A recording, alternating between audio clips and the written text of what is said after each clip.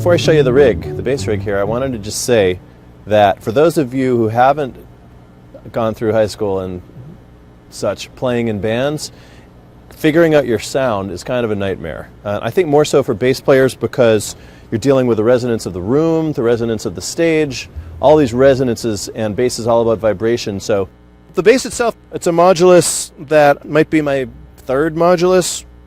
It has a through neck, which they used to hate to make, but now they do it a little more often because they have to glue the wood to the graphite.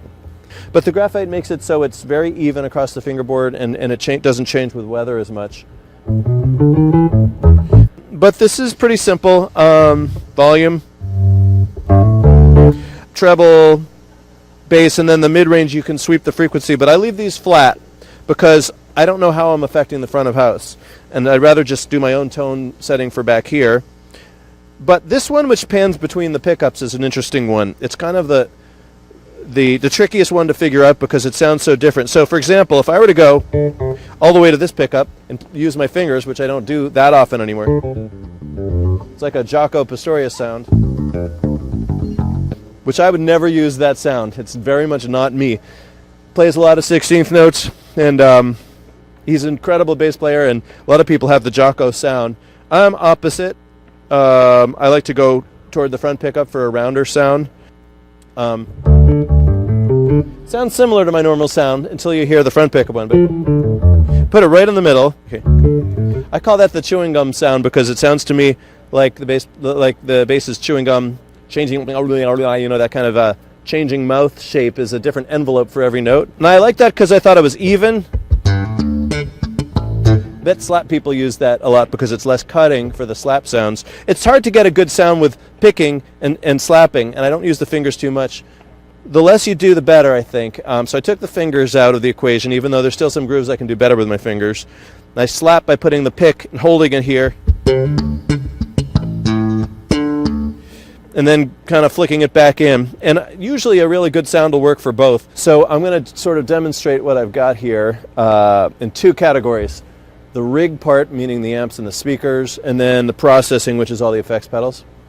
So starting with the rig, I have unabashedly copied Phil Lesh on some things, and this is a new rig that stems from some copying, I have to admit, because I've appreciated his tone. It's just among a few different bass players whose tones I appreciate, like Bootsy Collins and etc. John Entwistle, and people who have carved out new directions in bass tone.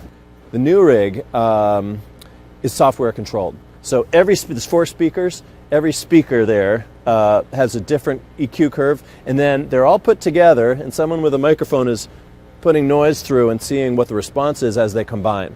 And then if I choose to smallify it and take out the big speaker or take out the middle speaker, then I've got a different curve already for that. But otherwise it's very even, and from there I can do the tone shaping I want to do and then start to add my processing. Okay, so around the corner here there's the computer. What that does is it controls this blue thing. I think if I mute those channels and this one, then everything's muted except I have it coming through my monitor. Little bit in the monitor. That's because when I walk forward a little bit, not enough low end, not enough boom. So I get a little bit in the monitor. But anyway, when I add this one back in, that's just to send everyone else. Well, a lot of other people are getting a lot of bass. Trey, Paige, Fish, you know those people. These 4 are mine. So here, that's the low. It's a double 18 cabinet. And it's tuned for only my lowest notes. Super deep. Then this one, 212 cabinet, I think it's called the Meyer, it's all Meyer, 500 HP or something. It's a sub, but it's got 12-inch speakers, so it's a small sub.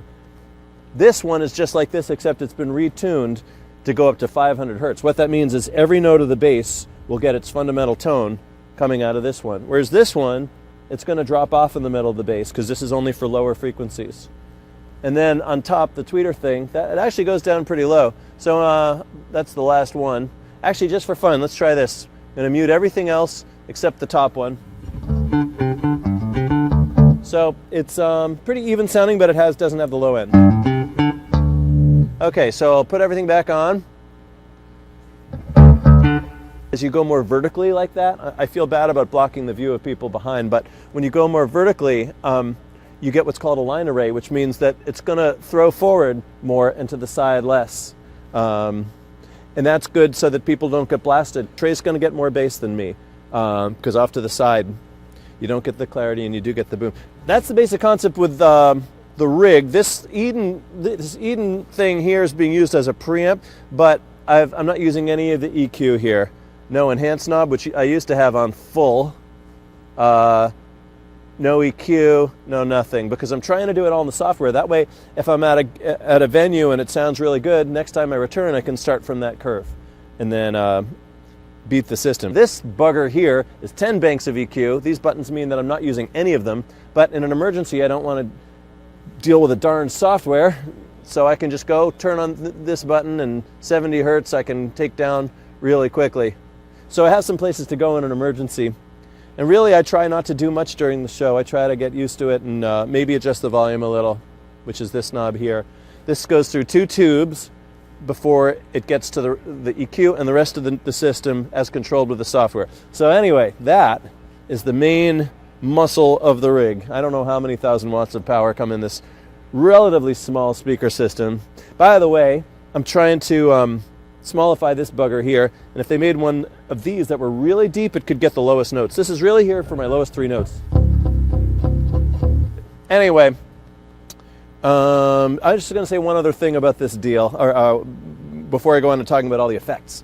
The other thing I was going to say is that it's difficult to spend 6 years on a certain rig. The last rig was bigger, had 418s and some 12s up top, and it had a bigger than life sound that if anyone, we should sell tickets one here, because this was the place to get the good bass sound right next to me, because it was really wallowing in low end, not so much volume as thunder or whatever you would call it, but the problem is that it was spreading out to the other band members. As soon as you get off axis from a bass rig, the low end is boomy and not clear, so it was really hard for everyone else. It's hard for him to mix the sound out front because all the extra low end was creeping into the drum mics, and that makes the bass sound more distant out front. You don't want it to get in there. Other people do things, they'll put triggers on the drum mics or baffles or whatever to keep the other sounds up, but we don't do that. We keep an open feeling on the drum mics. All these speakers, by the way, it's not just the EQ, are time aligned to each other. That means if this one hits a microsecond before this one, or probably a millisecond, then you slow it down so that it's going to hit at the same time for all the speakers. It's a great sounding rig, but it's new, and last night was the first night. As I said, I took 6 years to dial every knob of the last rig perfectly. And in addition, I really committed to have a softer sound on stage to make it easier for the house mix and easier for the other people. Keeping the volume down and using a new rig combined was pretty difficult for me, so I'm a fish out of water, no pun intended. And I'm hoping to grow into it.